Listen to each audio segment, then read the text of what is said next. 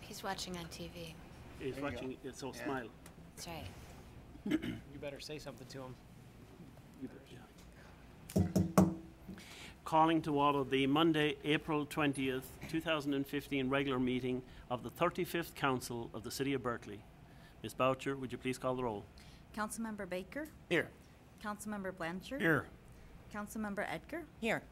Councilmember Kadekal. Councilmember Stedman. Here. Mayor Pro Tem Turbrack. Here. And Mayor O'Dwyer. Here. The first order of business this evening is the approval of the agenda. Is there a motion to approve tonight's agenda? Motion to approve. Moved to approve by Mayor Pro Tem Turbrack with support by Councilmember Blanchard. Are there any changes or additions to the agenda? Hearing none, Ms. Boucher, would you please call the roll? Blanchard. Yes. Edgar. Yes. Stedman. Yes. Turbrack. Yes.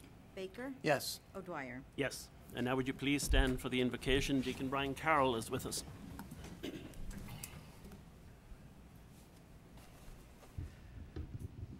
O good and gracious God, we know that your love for us is unconditional and irrevocable. Should we forget about you, as we do many times, you never forget about us. You're always there for us to love and counsel and forgive. We ask that your Spirit, that we be attentive to your Spirit that exists between us and within us. We ask particularly your blessing on this council meeting. May its discussions be cordial and its decisions for the good of the community of the city of Berkeley. And let us all say amen. Amen. Amen. Now the Pledge of Allegiance.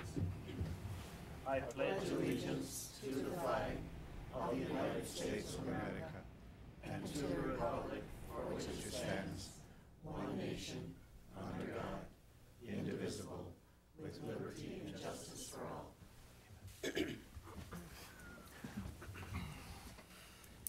And now we come to the citizens' comments portion of tonight's meeting, when you may present your thoughts on issues that are not included on tonight's agenda. Council members will not engage you in discussion. If your concern needs to be addressed by a member of city staff or a department of the city, please sign your name on the sheet provided at the clerk's desk. You may speak on a specific agenda item when it is being considered. When you come to the microphone, please state your name and city of residence. One item, Mr. Mayor. Thank you, Mr. Mayor. Ordinarily, I don't speak under this item. However, this evening, because of timing, I would like to bring one matter up for your attention. You know, City Council, I've been the city manager of the city of Berkeley for more than 13 years. And during those 13 years, we've been able to receive numerous financial awards for the outstanding work that our staff has done. We've been very fortunate to receive the Government Finance Officers Association's Budget Presentation Award for, I'd say, at least 7 or 8 years, if not more. But one of the most difficult and even more important is what they called the Comprehensive Annual Financial Report, or the CAFR. And again, this is something that I've strived very hard to work with our various finance directors that we've had. But it's only been under the administration of our current finance director, Mr. David Sabuda, that we've actually been able to achieve in receiving this fantastic certificate. And I'm saying this tongue-in-cheek because it's more than just fantastic. It is one of the most distinguished awards that cities get to receive when it comes to financial reporting. I'd like to read to you and to the audience a news release that was sent to us by GFOA. And it simply says, the Certificate of Achievement for Excellence in Financial Reporting has been awarded to the City of Berkeley by the Government Finance Officers Association of the United States and Canada for its comprehensive annual financial report. The Certificate of Achievement is the highest form of recognition in the area of governmental accounting and financial reporting, and its attainment represents a significant accomplishment by a government and its management. an award of financial reporting achievement has been awarded to the following individuals, and I'll list them in a few minutes. As designated by the government as those individuals that are primarily responsible for preparing the award-winning CAFR. And that has been presented to myself as your city manager, Ms. Lori Felder, our accountant, and Mr. David Sabuda, our financial director. The CAFR has been judged by an impartial panel to meet the high standards of the program, including demonstrating a constructive spirit of full disclosure to clearly communicate its financial story and motivate potential users and user groups to read the CAFR. The GFOA is a nonprofit professional association serving approximately 17,500 government finance officials with offices in Chicago, Illinois, and Washington, D.C.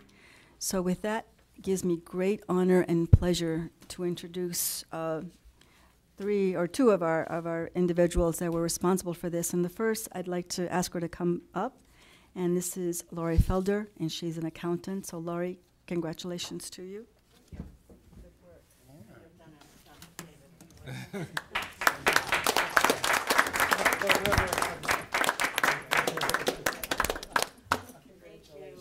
Great job. Good job, Lori. Excellent work. Congratulations. And then, of course, last, so David, you're going to have to go down there for a little bit, please, if you don't mind. This is to our finance director, Mr. David Sabuda.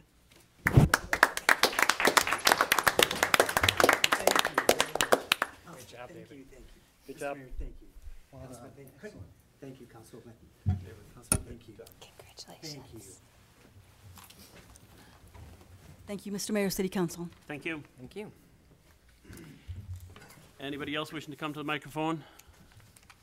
Seeing none, then we move on to the consent agenda. Ms. Boucher, would you please read the items on tonight's consent agenda? Approval of the minutes. Matter of approving the minutes of the regular 35th City Council meeting on Monday, April 6, 2015. Warrant. Matter of approving warrant number 1289. Proclamation number P0415. Matter of celebrating the 143rd anniversary of Arbor Day and designating the week of Sunday, May 17th through Saturday, May 23rd, 2015 as Arbor Week. And proclamation number P0515, matter of designating May 2015 as Mental Health Month. Is there a motion to approve the consent agenda? Motion to approve? Motion approved by Councilmember Edgar with support by Councilmember Blanchard. Ms. Boucher, would you please call the roll? Edgar, Yes. Stedman, Yes. Turbrack, Yes. Baker, Yes. Blanchard, Yes. O'Dwyer. Yes. And now we move on to the regular agenda. Ms. Boucher, would you please read item number 1 on tonight's regular agenda? Recognitions, presentations, matter of any recognitions or presentations from the consent agenda. I have asked Councilmember Edgar to read proclamation 0415. Thank you, Mr. Mayor. A proclamation of the city, a proclamation of the Council of the City of Berkley, Michigan, celebrating the 143rd anniversary of Arbor Day and designating the week of Sunday, May 17th through Saturday, May 23rd, 2015 as Arbor Week. Whereas in 1872, J. Sterling Morton proposed to the Nebraska Board of Agriculture that a special day be set aside for the planting of trees and stated, "Other holidays repose upon the past. Arbor Day proposes for the future." And whereas trees can replace the erosion of our precious topsoil by wind and water, cut heating and cooling cost, moderate the temperature, clean the air, produce oxygen, and provide habitat for wildlife, increase property value, enhance the economic vitality of business areas, and beautify our community. And whereas the City of Berkley is proud to be the recipient of the Tree City USA Award for the 25th consecutive year, and in 2004, Berkley became the first community in the state of Michigan to receive the Sterling Award as a leader and innovator in the community forestry. And whereas it is the intent of the City Council to pledge its commitment to the understanding, education, and support of the global environmental challenge, and therefore to spotlight for our community some of the best things this city can affirm. Now, therefore, the City of Berkeley proclaims, Section 1, that the week of Sunday, May 17th through Saturday, May 23rd, 2015, be, and it hereby is, designated as Arbor Week in the City of Berkeley. And the City Council urges all residents to nurture and care for existing trees, as well as plant new ones, and to become aware of how beneficial trees are to the Earth's beauty and environment. And Section 2, that Wednesday, May 20th, 2015, is hereby proclaimed as Arbor Day in the City of Berkeley. And all residents are urged to support efforts to care for our trees and to support the Berkeley Tree Board, celebrating their 25th anniversary, pursuing various programs making the community aware of the importance of trees, bushes, and shrubs. And Section 3, in celebration of the above, the Department of Public Works, Tree Board, and students from Berkeley School District will be planting 3 new trees the afternoon of May 20th, 2015. Proclaimed this 20th day of April 2015 at a regular meeting of the Berkeley City Council. Phil O'Dwyer, Mayor. Thank you. And now I have asked Councilmember Baker to read Proclamation 0515. Thank you, Your Honor. A proclamation of the Council of the City of Berkeley, Michigan, designating May 2015 as Mental Health Month. Whereas mental health is important for our individual well-being and vitality, as well as that of our families, communities, and businesses. And whereas 1 in 5 Americans experience a mental health illness that requires treatment at some point in their lives. And whereas 1 in 10 children has a serious emotional disturbance that, if untreated, can lead to school failure, physical illness, substance abuse, jail, and even suicide. And whereas May 7th has been designated the National Children's Mental Health Awareness Day. And whereas the state of Michigan will designate a mental health first aid training week in May, recognizing an in-person training program that teaches people how to help other people developing a mental illness or in a crisis. And whereas stigma and stereotypes associated with mental illnesses often keep people from seeking the treatment that could improve the quality of their lives. And whereas mental illness is a biological brain-based disorder that cannot be overcome through willpower alone, or cannot be overcome through willpower, and is not related to a defect in the person's character or intelligence. And whereas mental health recovery is a journey of healing and transformation, enabling people with a mental illness to live in a community of his or her choice while striving to achieve his or her full potential.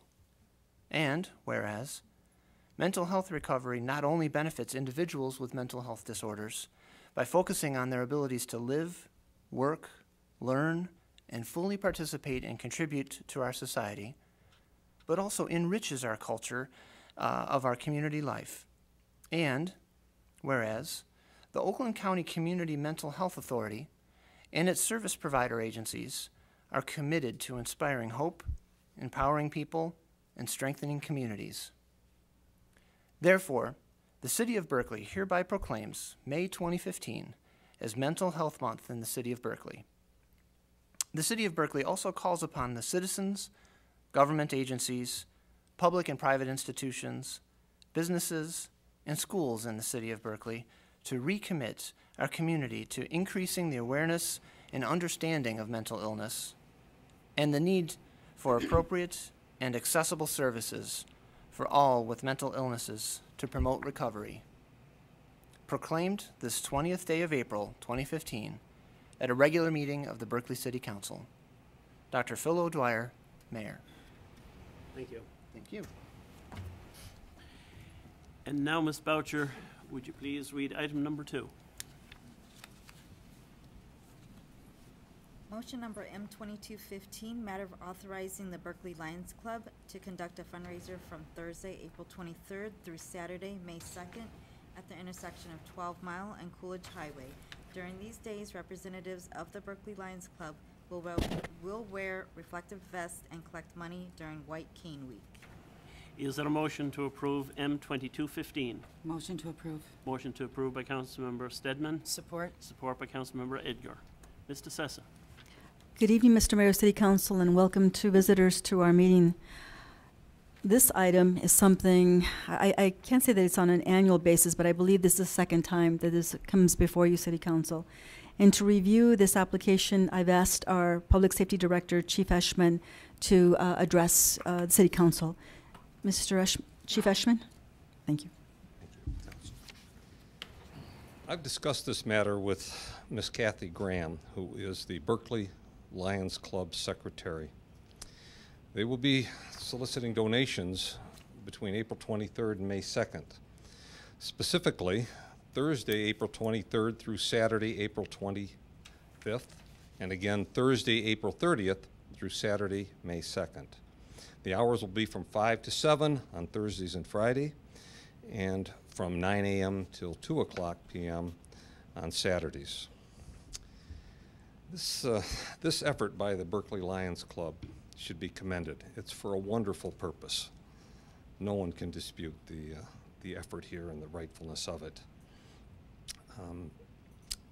The collections will, in turn, be turned over to such organizations as Leader Dogs for the Blind, the Beaumont Silent Children's Speech Program, and the Penricton Center, which supports children with blindness and other challenges. In the past, the Lions Club has conducted collections in a proper fashion, compliant with safety guidelines. They have always been very cooperative and open to suggestions on how to go about that. And we will monitor the location to offer whatever assistance we can to them. Are there any questions? Any questions for the Chief? The Lions Club and Lions International has made an enormous difference actually on the question of blindness. Now, they have many things they contribute to and causes that they advance, but the one that strikes me always is their work with blindness. And I see some of this money going to Leader Dogs for the Blind. Right. It's consistent with their long-standing and outstanding reputation.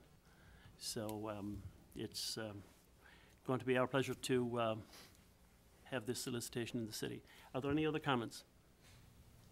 Mayor Pro Tem. Just to thank the Lions Club for how thorough everything was, getting us all of the information in the packet. And as you said, Chief, they've worked in the past, and we know what kind of job they've done, and we're very happy to have them back. Thank you. Thank you. Ms. Boucher, would you please call the roll on M2215? Stedman, Yes. Turbrack, Yes. Baker, Yes. Blanchard, Yes. Edgar, Yes. O'Dwyer. Yes. And now, Ms. Boucher, would you please read item number 3? Motion number M2315, matter of authorizing the mayor to approve a sponsorship contract between Vibe Credit Union and the City of Berkeley during the contract period of July 1, 2015 to June 30, 2016. Is there a motion to approve M2315? Move to approve 2315. Move to approve by Mayor Pro Tem Terbrack, Support. support by Councilmember Edgar. Mr. Sessa. Council, this is a long-time agreement that has appeared before you as well. The city attorney has reviewed it as well, and the attorney is recommending it for your approval as well. Basically, the nature of this agreement is to help sponsor certain events that the Parks and Recreation Department offers, and in this case, they're helping us to sponsor the Berkeley Buzz, also various camps that we provide in the summer and during the winter. And by helping them promote their organization, they also help us to conduct and provide these various types of activities to the residents of the city of Berkeley. So with that, Your Honor, I'd be happy to answer any questions that you may have. I don't know if we have any representatives here, but this is a long-time agreement that we've had, and it has appeared before you several times. And I'm very proud that they're doing it again this year. Thank you. Mayor Pro Tem Terbrack. In addition to what the city manager said, the summer camps and the Berkeley Buzz, part of the sponsorship also goes to help support Summerfest and Winterfest, two very signature events that have grown in popularity over the years, and we certainly thank Vibe for their continued support of the city and the Parks and Rec Department. Thank you. Thank you. Anybody else? Just a quick Councilor question, Your Honor. Blanchard, This is the same thing we did last year, just changed the dates, right? Correct. Basically. Yes, sir. Thank you. Thank you. Thank you. Then, Ms. Boucher, would you please call the roll on M2315? Turbrack, Yes. Baker, Yes. Blanchard. Yes. Edgar, Yes. Stedman, Yes. O'Dwyer. Yes. Now, Ms. Boucher, would you please read item number 4?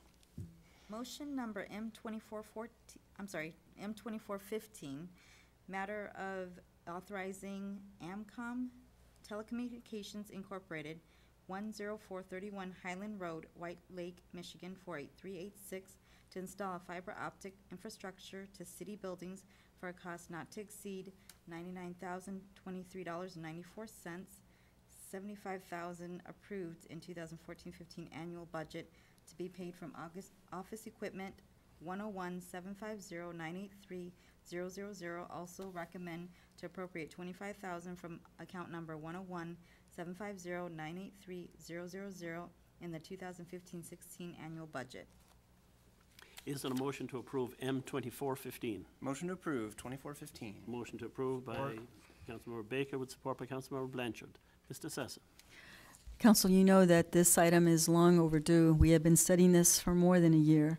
I'm very pleased to say that it was part of our IT study as well, in which this matter was recommended. I do have with us this evening to explain in detail, hopefully not too much of a detail, but with enough information to help you in making this decision, because it's so important. I mean, fiber optics, this will help improve the city in so many ways. And I'm not going to go into a lot of great detail because I'm hoping that our next speakers will do that. First, we have with us this evening Mary Stegner. She is the project manager. If you may recall, you approved her contract, and she's a project manager for this project, and she's advising us on the type of fiber that or company that we're going to be selecting, and then also once that company has been selected, and she is recommending that we go with AMCOM. Then she will be monitoring that project as well, together with our staff. We do have a representative from AMCOM as well, and his name is Mr. Tom Lobert. There you go. And he will be here to help us answer any questions as well. We do have Nancy Line. She is our cable communications coordinator, and she'll run over here quickly in just a little bit and give you her brief review. And then also, in case there are any questions, we also have our IT coordinator, Mr. Stan Lisica, who will also help us address any questions. Now, this is a very important project for us. The City Council did budget a total of $75,000 in this year's budget in order for us to approve it. But as you can see, we did receive the bids, and they're they came in a lot higher than what was projected. And so we are asking the City Council to help us by approving an amendment to this figure and increase it by an additional $25,000. Now, I'm sure all of you have gone into the website and you've learned all about the advantages and disadvantages of fiber optics, and I'll turn it over to Mary so that she can explain the purposes and the pluses and minuses, and obviously give some information about this company that she is recommending for our consideration. Ms. Stegner. Thank you very much. Good evening. Just to take you through the process a little bit that we went through. On February 11th, we released the RFP for a fiber optic contractor, and it went to seven providers came to our pre-bid conference, where we did a walkthrough of all of the city buildings, everywhere we wanted to install the fiber. And they did a thorough analysis to make themselves familiar with all aspects of the interior as well as the exterior of the buildings. On March 16th, there were 4 bids that were received. One bid was a monthly lease. 3 bids were for a build-out, a private build-out, which means that once the fiber is built, then the city owns that, and they're not paying monthly for it. Of the three bids that were private build-outs, AMCOM was the lowest bidder.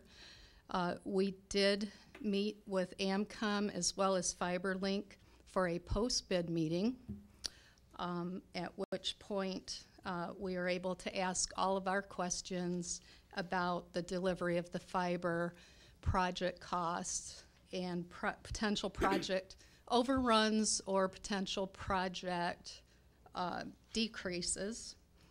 And we all felt as a team, and RMS is recommending AMCOM. They were the lowest bidder, but not by much, but they had also a better way of delivering the fiber to the buildings, fewer splice points in the fiber, which means overall better longevity of the fiber. We can talk about the benefits. I know that that's something that is an interest. You know, why would we pay all this money? Why do we outlay this money? What are the benefits that we will receive as a result of that? The first thing is that if you've been on a computer somewhere within the city, the first thing you'll notice is faster speeds, connecting to the internet quicker. Increased bandwidth means faster speed. So you'll get faster speed on the data side. On the voice side, it means less maintenance, because today, currently, there are a lot of T1 outages. The T1s are connecting the buildings today. The fiber will replace the T1s. Those T1s are on copper facilities provided by the phone company, and they're subject to squirrels chewing through cables and the elements, winter freezing and spring thaws. And every time that happens, it requires maintenance, but during that time, the network link is down to whatever facility those T1s go to.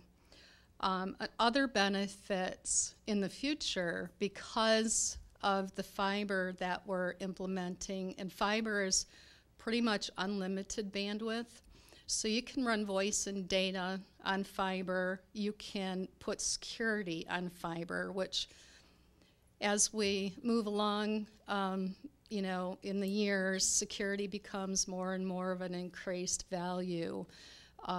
Security cameras can be installed utilizing the fiber, as well as video conferencing between buildings is another application that can be run. And the applications are pretty limitless, and you'll never have to worry about having enough bandwidth between your buildings to run these applications.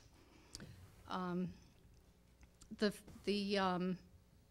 benefit from a financial standpoint is that the city currently pays approximately $1,100, slightly over $1,100 for the T1s. That cost will go away. The T1s will be eliminated when the fiber's implemented. If we were to look at the payback period, we're talking about 87 months to recoup that cost. But the fiber is something that once it's in place, it'll be there for 15, 20 years. There are school districts that I've been working with that have had fiber, the same fiber in place for approaching 12 years now, and very low maintenance, less maintenance on the fiber than you spend on the T1s currently. In regard to the selection of AMCOM, AMCOM has been in business since 1990. They're a full-service provider of wide-area fiber network systems. They have substantial clients in the state of Michigan, government, education, private industries. They've got a staff of over 150 employees. They do the work themselves. They don't subcontract. And they've got a combined experience of over 250 years in the telecommunications industry. I've personally worked with them on a couple of projects. Flat Rock Community Schools is one of them. That fiber's been in place for about 6.5 years, and it is running strong. They haven't had any issues with that. Also, Oakland University, what we call the East Campus of Oakland University, which includes the golf courses, the Dodge House, the President's House. Those were connected with fiber around 2002, and that network is going very strong. Their references are pretty extensive in this area. If AMCOM is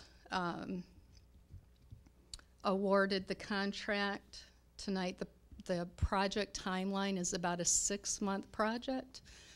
Half of that timeline is finalizing contracts. We've got a contract with DTE for the pole make-readies. I understand that we've submitted these contracts already for the preliminary review of those. We've got to obtain the AMCOM contract for review. Once the DTE pole attachment contract is agreed upon, then it's up to DTE then to assign a project engineer to the project, and they will inspect the poles on the route that AMCOM has chosen and tell us if there's any necessary pole enhancements or replacements that need to be made. Once that assessment has been done, that will give AMCOM the right of way to start deploying the fiber throughout the city. And AMCOM also will be responsible to pull any permits that are required. With that, I will leave it up to questions. Very good. Thank you very much. Any questions? Thank you, Mary. Ms. Lime? No. I want to thank Mary. She's worked really hard on this project. She said it all. We interviewed AMCOM. We were really pleased with the results that they gave us for this project. We think it's the best way for our city. We're going to go through all poles, no underground boring or anything like that. I really believe that we need this with our infrastructure slowly just slowing down, and we need it more and more every day with data and phones changing. Is there any questions that you might have? I don't know what you're looking at in particular. Councilor Baker. Thank you, Your Honor. Thanks, you guys, for helping move this forward. I know this is, as was mentioned earlier, one of the key infrastructure aspects that we can do pretty easily and pretty straightforward that really helps not only all the employees within the city, but of course the residents and businesses that depend on this as well. It's fantastic. I did have a couple of quick questions around this approach here. So, in the description you described, the timeline and sort of some permitting and polls and all that kind of stuff, which is all just routine business that DT does for everybody. When do we imagine beginning to make the connections within the different facilities? Is that schedule been determined yet? As for as the far as the connection to the sequencing? fiber or the fiber getting on the poles? Both, yeah. Both. We're looking about 3 months, correct? Yeah. If things go well. Yeah. Right, and AMCOM explained to us that they can be doing some of the interior work either, it depends on how long the DTE inspection of the poles takes, but interior work can be done so that that's already on the interior. So then the last part is just running the fiber on the exterior, connecting it to the interior at the end. Right, great. And to that point, to what extent would existing operations be affected during the switchover? Can we, in other words, can we begin to stage the equipment on the receiving end within the facilities without disturbing the existing operations through the T1, and then we just pick a date and time and just flip the proverbial switch? Absolutely. Everything that's going to go on as far as the fiber build will not touch anything that's existing. It's all brand new, and in fact, the fiber will be sitting there tested and ready to go before anything is connected to it at all. So. Right, and the backhaul, is that changing? Where does the fiber originate in terms of where does the connection, the backhaul connection? We know in each building where we're going to connect to, and then at that point we'll have to get some converters so that we can talk fiber to copper. Is that what you're asking? Yeah, on the plant, and then on the other end of the wire, right, on the other end of the fiber, when it connect, where do we get the backbone to the internet itself? You have an internet connection. We currently have Oakland County. I'm sorry. Yes, Yeah. we have Oakland County internet. I understand we're going to be proposing possibly upgrading that a little bit in the next budget year. Okay. So we'll continue to work with Oakland County's internet service up until we switch over to a newer. Great. Yeah. Thank you. That's kind of what I was. Okay. I'm sorry. I misunderstood what you were saying. No, you're doing great. My apologies. Yeah. It's. I'm curious both at the connection within the facility and then also upstream, right? Because I agree with all the comments that were said earlier in terms of the benefits to the community, to our employees, and to the services that we provide with this new infrastructure. And like you mentioned, it's effectively limitless. But the constraint is always could be upstream now at this point, right? So we are getting the connection to Oakland County's internet, and so now we are dependent on however fast that is, right? So we could have a super fast highway that's constrained by the upstream input. So I'm glad to see that that's a part of our plan. You're right about that. Your constraint on how fast you can go is all about the equipment that you have in place and your internet connection. How fast is the connection to the actual internet? Yeah. Now, the just a little bit of questions around the existing equipment that will be taken out related to the T1 and stuff. Do we have, what's our salvage plans for that? Are we going to scrap those? Are we going to auction them? Are we going to put them on eBay? Are we going to put them in the museum? What are our thoughts on the? We can donate them to the Historical Society. I'm just curious in terms of, what our thoughts are for, once we take it out of the closet and stick it in a car someplace or something like that. Just wondering what our thoughts were. I really don't know what our plans are with the old stuff, but I'll let you know. Okay, thanks. Yeah, because some of that stuff could still be sold for parts. I know some of our other departments. If there's a way, we will do that, absolutely. Yeah, of course. Thank you. And I know that many of our other departments around the city do that very type of thing, right? Because there's other communities that don't have the opportunity to move forward like we are, and they could salvage those for parts and things like that. So I think that'll be really helpful. Thanks. I'm excited about this project. I certainly will be supporting this. As I mentioned at the onset, to have the capabilities to do this kind of thing is crucial to helping us move forward. So it's going to be good. Thank you, Steve. Thank you. Thank you. Councilmember Blanchard. Thank you, Your Honor. You talked about the T1, you talked about squirrels. Don't squirrels like fiber optic cable? They don't taste good, or what? Don't they bother that? I have a problem with squirrels at my house. They eat in my lines all the time, but. That is an excellent question, because purposely, because we know how much squirrels love, doesn't matter if it's copper cable out there or fiber optic cable. The city in the RFP specifically requested armored cable, for all exteriors. So the armor is much more difficult, and it has protective coating that squirrels will try to bite into, and then they get discouraged because they hit metal and they don't like that. So before they can get in, sink their teeth into the fiber, they're going to hit something they don't like. That's important, because once a year I've got to have people come out and chase the squirrels away and fix the damage to my line. Yeah, exactly. Thank you.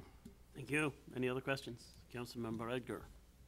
You mentioned that one of the companies leased rather than this company would be purchasing.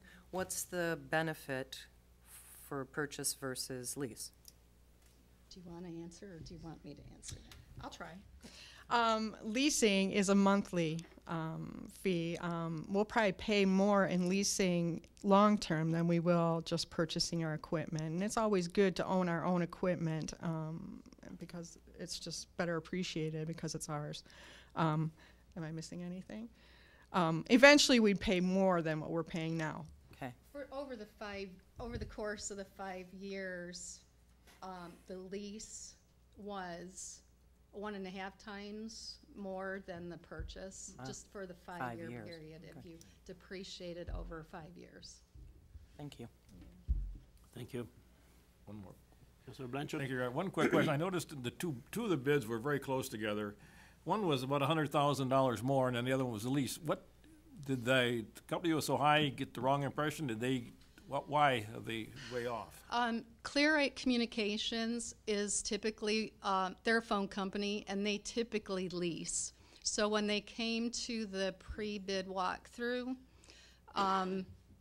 we were pretty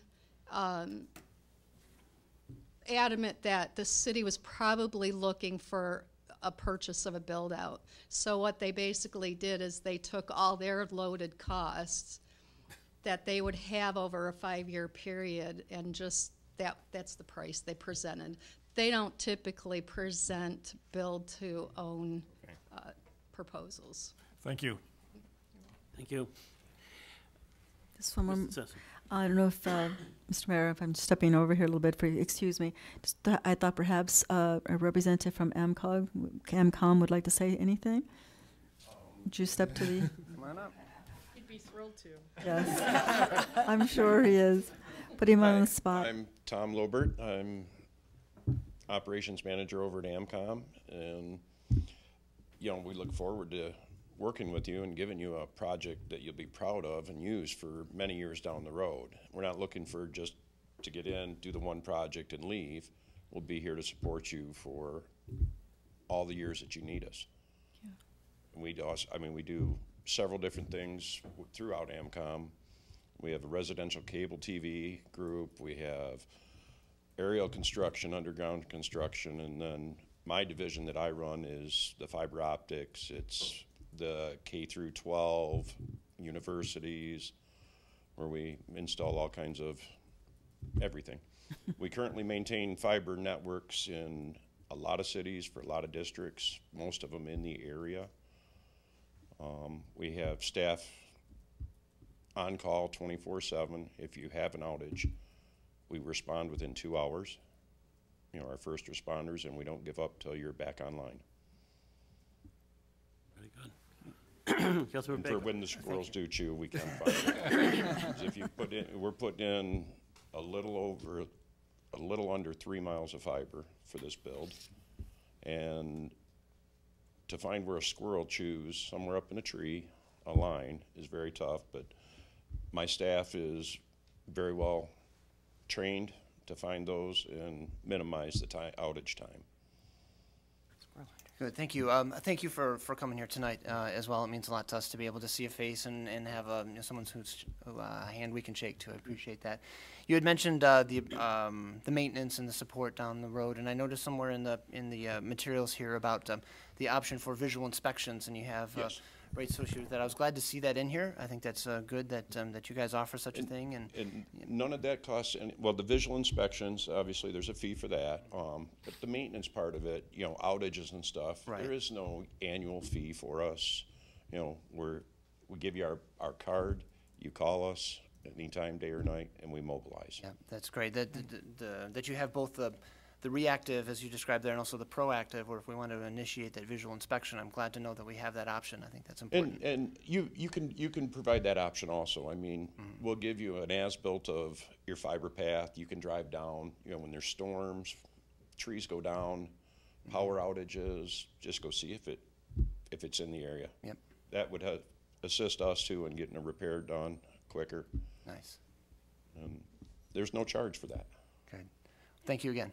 So, Thank you. Councilmember Redgar. Sorry, one more. Thank you, Mr. Mayor.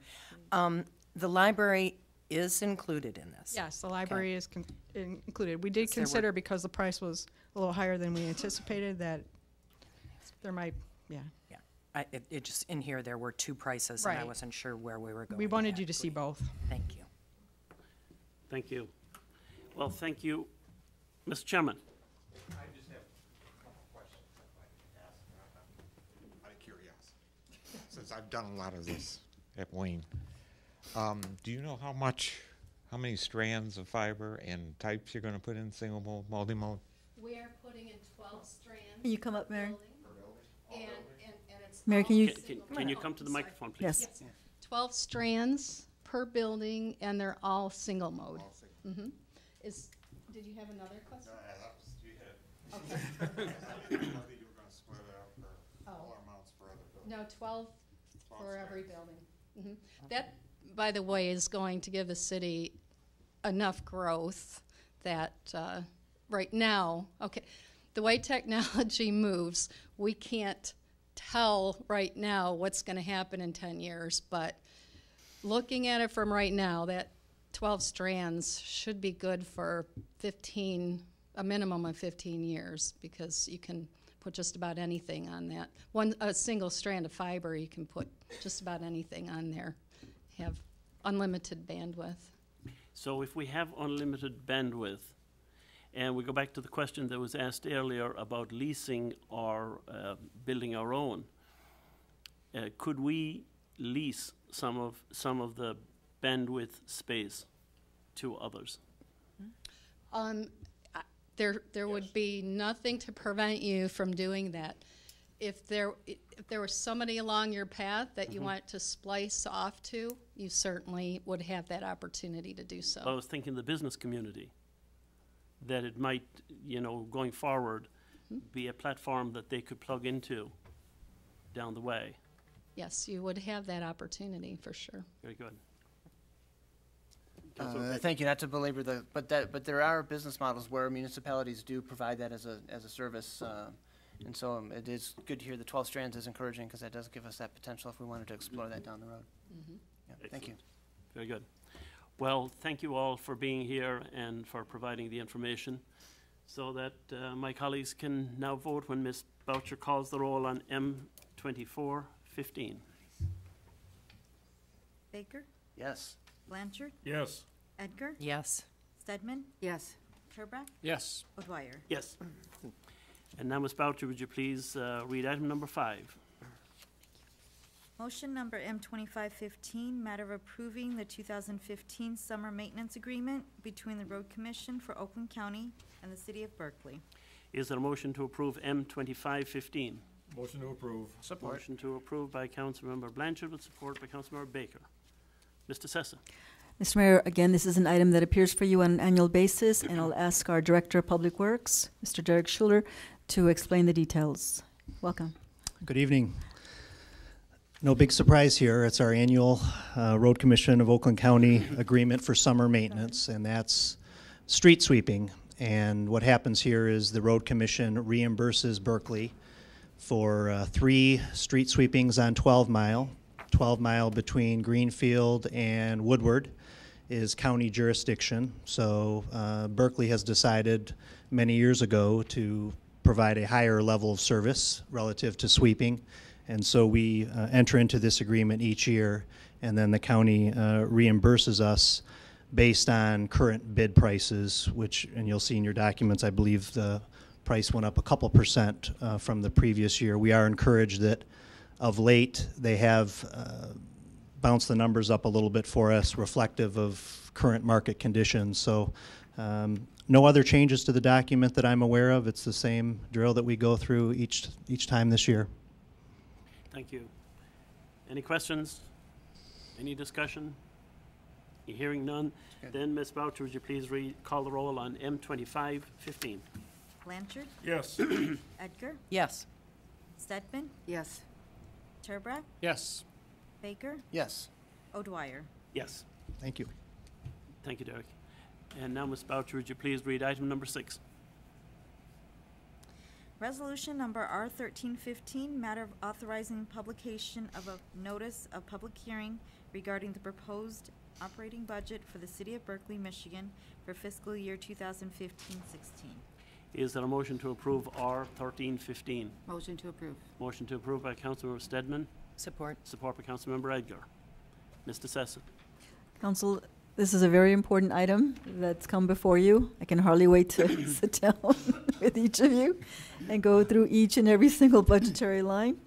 Before I turn it over to our finance director to elaborate a little further on this, just please know again for the public that this request is being made in accordance with the Michigan compiled law, section 141.412, and also section 9.3 of the City of Berkeley's city charter.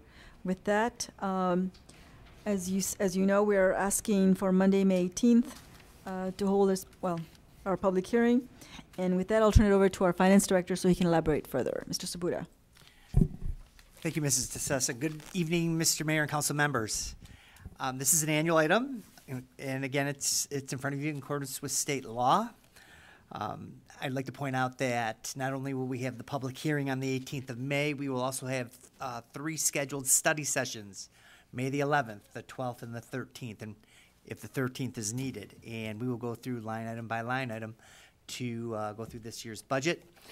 And we'll also go through the revenues, the expenses, and all the fund balances of each fund out there. At this point in time, I entertain any questions that you may have. Any questions for our finance director, Mr. Sessa? Just to comment, Your Honor, Council, we have it scheduled for 6:30 that evening, if that's okay with everyone. And for the public, please know that these are open meetings to the public. Anyone who would like to attend, Josephine, so you are welcome. So anyone out there, please join us. Thank you, Mr. Mayor. And you're assuring us that we will have crowd control? Yes. Valet parking if Valet needed. parking. The new ordinance. That's right. The excitement of the budget always draws enormous crowds. Then, Ms. Boucher, would you please call the roll on R 1315? Edgar? Yes. Stedman? Yes. Serbrook? Yes. Baker? Yes. Blanchard? Yes. O'Dwyer? Yes. And now we come to the communications portion of tonight's meeting, and Councilmember Stedman is up first. Okay. 2 events are coming up this week. On the 24th, Friday night, the school district, or the Bear Boosters, put on the annual tin can auction from 5 until 10 o'clock. It's a wonderful event. I've gone to it for years. I think everybody up here has been to it. And I'd encourage you all to go if you haven't gone before. And on Saturday, we have the pet vaccinations. Isn't that this Saturday? The 25th, I think it's from 9 until 1, here at the fire station. The library was awarded a $250 grant from the Michigan Humanities Council for a lecture, which is scheduled for July 14th, about Harper Lee and To Kill a Mockingbird. And the program coincides with the release of Harper Lee's newest book, Go Set a Watchman, which she, in discussion at the library board meeting, she evidently wrote that before she wrote To Kill a Mockingbird. So anyways, more information I'm sure will be coming out on that. And the Friends have generously agreed to serve as a primary sponsor for the library's summer reading programs, and Vibe Credit Union has signed on to sponsor these programs during the summer as well. So that is all I have tonight. Thank you. Well, thank you. Councilmember Blanchard. Thank you, Your Honor. I've got 3 things tonight. As some of you know, we had our volunteer recognition night last Wednesday, attended by members of 15 boards and commissions. 115 people invited, 50 volunteers attended with guests. That's 43% of the people we invited. Those volunteers attending had served a total of 508 years on committees. Wow. Statistically speaking, if that was a valid sample, we can make the projection that all volunteers in our community would have served a total of 1,179 years. Wow. Wow. We can't function without the volunteers. We know that for sure. The other thing is the Chamber of Commerce will be hosting a Google seminar on the 18th of May at the library from 5:30 to 6:30. Learn how to improve your business ranking in Google searches. It's free to chamber members and $10 for non-members. So that's could be a lot of interest to the business people. And you may have heard that our American Legion Post is having financial problems. To get out of the problem, they're accepting donations both at the Post and through a GoFundMe website. In addition, they're having another fish fry. They decided that they were making good money, so there will be a fish fry on the 1st of May, and they're hosting breakfasts every Sunday from 9 to 12 to try and raise money to get out of this financial hole. So please support our local American Legion if you can. Thank you. Thank you. Councilmember Baker. Thank you, Your Honor. Anne Frank once wrote, "Parents can only give good advice and put their children on the right path. The final forming of a person's character is in their own hands." Again, she wrote, "Parents can only give good advice and put their children on the right path, but the final forming of a person's character is in their own hands." And I offer that because I'd like to talk about two things that are in our hands here in this day and age.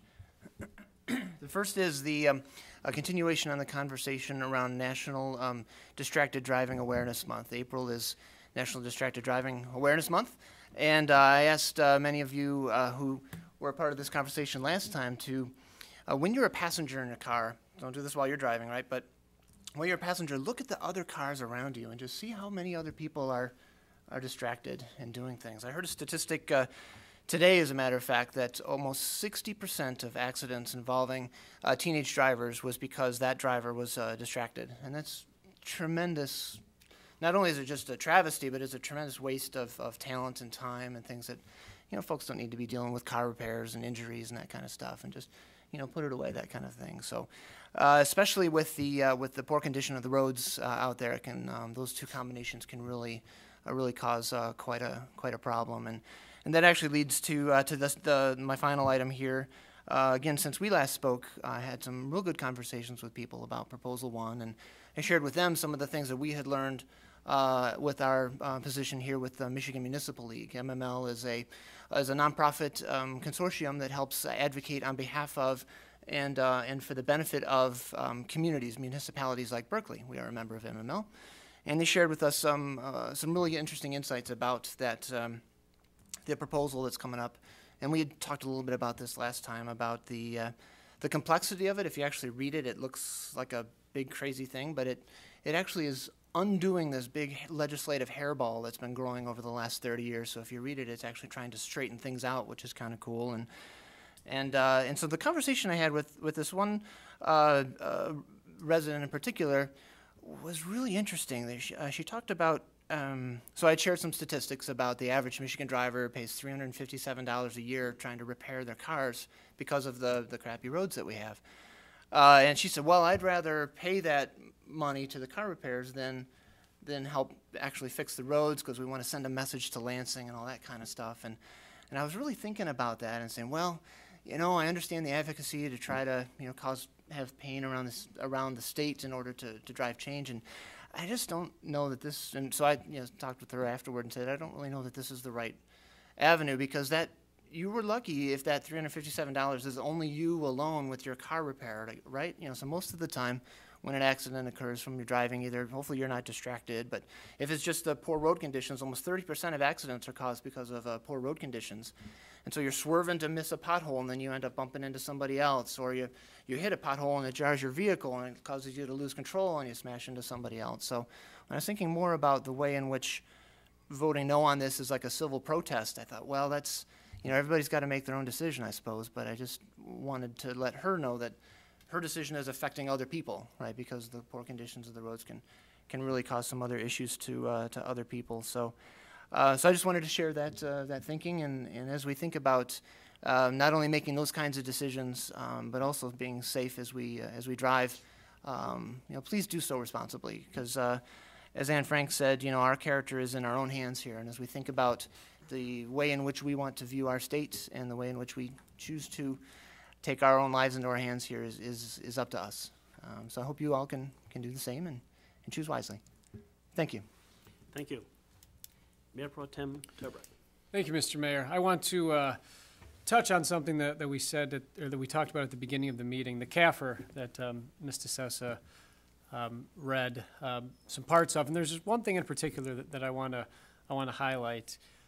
First of all, I want to congratulate Jane, David, and Lori again for their tremendous work. But part of what Jane read was the word transparency, and that we do such a great job with our budget. And one of the ways that we do such a great job is being transparent in everything that we're doing financially. Governments and transparency don't always go together well, at least in a positive light, especially, whether you're talking about the federal government or the local government. There just isn't a lot of trust for whatever reason some of those times, and a lot of it is we feel like we're being tricked or something is hidden, and we don't really have all the information. So I am quite proud that in the city, that for the last few years, we have gotten an award that goes to show just how transparent we are, and that we are doing everything that we can for our residents to really see what is happening financially. There's certainly nothing hidden here. It's all out there. It's been gone over, approved, and we're being awarded for it. And I just think that's incredible. I'm very proud to be a part of it. Coming up Thursday, May 14th, during the Berkeley Days festivities, we have the Taste of Berkeley. It is from 6 to 9 p.m. My colleague is not here today, Councilmember Kadekel. I am doing this in his stead, hoping that he recovers quickly. But again, Taste of Berkeley, Thursday, May 14th, from 6 to 9 p.m., ages 21 and over. This is brought to us by the Berkeley Huntington Woods Youth Assistance. They've sponsored this event. And tickets are $25. You can get them by emailing taste@bhwya.org or by calling 248-408-1793. That is not my phone number, but you can call that phone number for tickets. He will gladly answer. And I believe this is the fifth annual Taste of Berkeley. Thank you. Thank you. Councilman Regular. Thank you, Mr. Mayor. Just a couple quick reminders. This Wednesday is Earth Day, and as I read in the proclamation, Wednesday, May 20th is our Arbor Day. So we hope to see everyone at Berkeley High School, where we'll be planting a couple trees. You're welcome to join us there. This Wednesday, do something kind for the earth. Ride your bike to work instead of driving. Remember that May 5th, Tuesday, is our special election. Get out there and vote. Not our as a as a state. And of course, something very special. May 10th is Mother's Day. Want to wish every mother out there a happy birthday or a happy Mother's Day. Very good. Thank you. Mr. Sessa. Just a few things, Your Honor. You know, when I was mentioning the CAFR award, the City of Berkeley also received a really nice award as well. So I'll make sure that we present it to the entire city. So this is on behalf of our city, and I'm very proud to say that we've received this award for the last 3 years. So this is quite an accomplishment. I'm very proud of this, Your Honor. Obviously, very, very proud. So, and thank you all. The only other thing I wanted to mention was the Berkeley Public Safety 7th Annual Golf Outing. It's so important, and this time I'll give the right date. I said May 5th last time. May 11th, and it's going to be held at the Red Run Golf Club. There, I got it right. And it's about $125 per person or $500 for a foursome.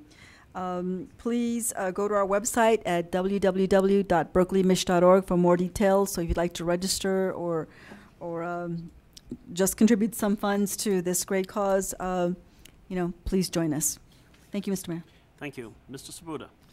Thank you, Your Honor. I just would like to take the time to thank you all for the kind comments and support throughout the year that really helps us do our job and help us get from point A to point B, both on the budget and on the financial statements. I also want to point out that this is truly a team effort. From the mayor and council on down to staff, we couldn't do it without everyone pulling together. And again, I want to thank you very much for all your kind comments this evening. Yes. Thank you. Ms. Boucher. Thank you, Mayor. Thank you, Council. I just want to add to Council Member Stedman's announcement of the pet vaccination. It will be held at the Public Safety Fire Hall from 9 a.m. to 1 p.m. And I'd also like to thank the volunteers that come every year to make sure that this event is a successful one. Also on Councilmember Edgar mentioned the special election that is coming up on May 5th. Polls are open from 7 a.m. to 8 p.m. And we are still accepting absentee voter applications. And we are able to send the ballots out up until Saturday, May 2nd. And we'll be in on Saturday, May 2nd from 9 a.m. to 2 p.m. So thank you very much. Thank you. Ms. Christ. Thank you, Your Honor. I have no comments today. Well, thank you. And you're welcome. Thank you. You're welcome. You are not often here, so we're delighted that you're with us this evening. Thank you. Just a couple of quick things that have been mentioned already and bear repetition. One is the proclamation read by Councilmember Baker on Mental Health Awareness Month. The issue of stigma continues to exist in our society, notwithstanding the fact that we are talking about brain-based disorders. These are biochemical disorders. Research is very clear that they are not reflective of moral weakness or character flaws or anything like that. They are biochemical disorders. And when we begin to think in those terms, we reduce the stigma and offer encouragement for people to embrace treatment. Treatment is effective, and people deal with these disorders every day. Like any disorder, they can be mild, moderate, or severe, and particularly for the mild and moderate. There's no reason why people should labor with the burden of these disturbances when treatment is readily available. We encourage people to think in those terms, to think hopefully, and encourage people to embrace treatment that is available in the community. It's what I do every day, is work with people who struggle with these disorders. And so I probably am more passionate about the matter because I see people recover and deal with these disturbances. And I hate to think that lack of knowledge or stigma would prevent people from getting help and assistance and moving on with their lives. And then a couple of other things. Of course, congratulations to everybody in the finance department and across the city who have contributed to the awards that we have once again achieved.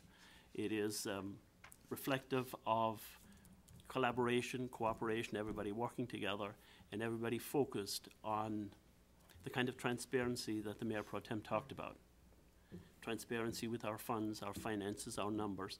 And so we come now next month to the budget hearings, the 11th, 12th, and 13th if we need to. And we encourage people to attend, but I suppose budget discussions have a kind of a boring feel. And so we end up sitting there by ourselves going line by line through each budget item. And members of council make judgment on what might be expended and what might need to be deferred for another year. These are important decisions for our community, and we try to make those decisions in a way that reflects the values and hopes and dreams of the residents of this city going forward. The fiber optic cable is part of that. The effort at establishing a technology basis that allows us to grow and move forward over the period of the next 10 years. So we move from the number 2 best place in the state to live to be number 1.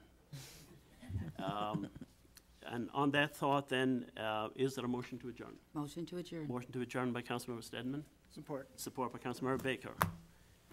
Ms. Boucher, would you please call the roll? Stedman? Yes. Turbrack? Yes. Baker? Yes. Blanchard? Yes. Edgar? Yes. O'Dwyer, I'm sorry. Yes. The April 20th meeting of the council is adjourned.